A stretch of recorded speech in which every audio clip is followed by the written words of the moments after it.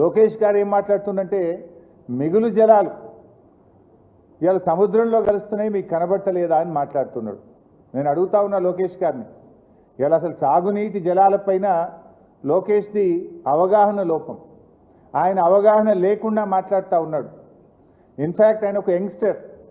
నేను ఆయనకు చెప్పదలుచుకున్న ఏంటంటే భవిష్యత్తులో మీరు చెడగొట్టుకుంటా ఉన్నారు, అవగాహన లేకుండా మాట్లాడి ప్రజల ముందు అభాస్పాలైతా ఉన్నారు.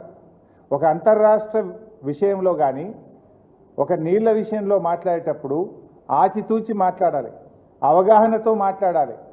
అధికారం ఉంది కదా, మందబలం ఉంది కదా, కేంద్రం మా చేతిలో ఉంది కదా, రేవంత్ రెడ్డి మా చేతిలో ఉన్నాడు కదా, మేము ఏం మాట్లాడితే అది చెల్తుంది అనుకుంటే అది పొరపాటు.